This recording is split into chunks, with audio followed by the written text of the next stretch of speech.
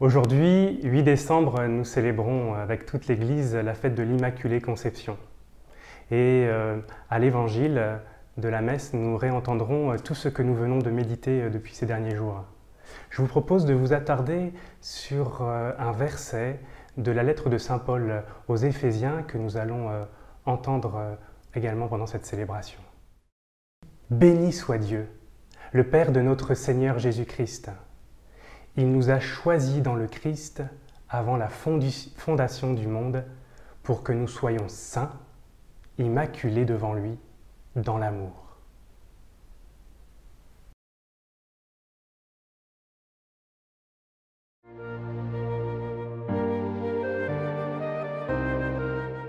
Le 8 décembre 2018 restera marqué, gravé dans ma mémoire.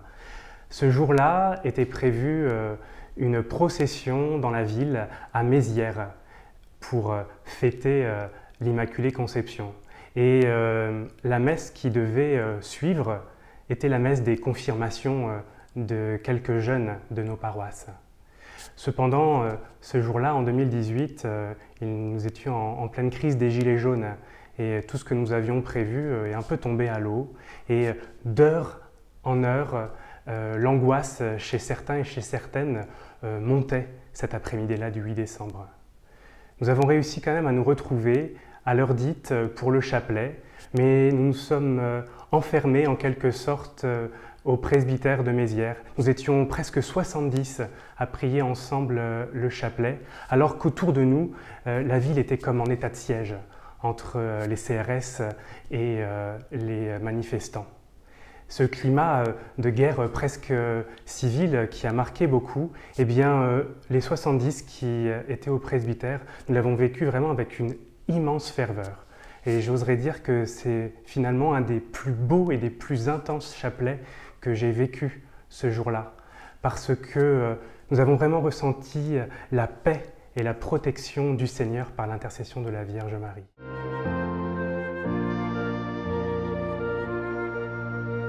Cette paix ressentie ce 8 décembre 2018, c'est ce que nous avons à porter au cœur de ce monde.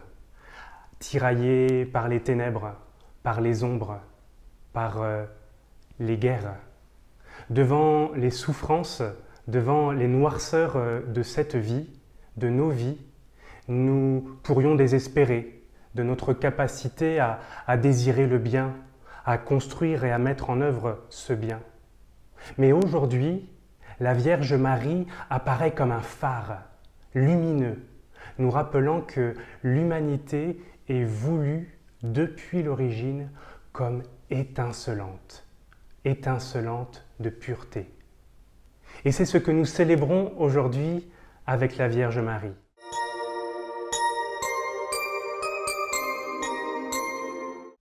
Seigneur, apprends-nous à t'aimer comme Marie, à espérer comme Marie, à te faire confiance comme Marie. Notre-Dame, Mère de l'Espérance, apprends-nous à préparer nos cœurs pour recevoir celui qui nous a choisis depuis toute éternité dans son amour.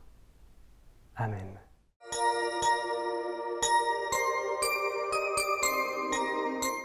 Aujourd'hui, pour fêter dignement la Vierge Marie, je vous invite à vous habiller en blanc ou en bleu, la couleur de Marie. Et aussi, regardons comment nous pouvons remonter le moral à quelqu'un peut-être, qui est emprisonné dans la grisaille de ce monde. Pourquoi ne pas l'appeler ou lui écrire un petit mot ?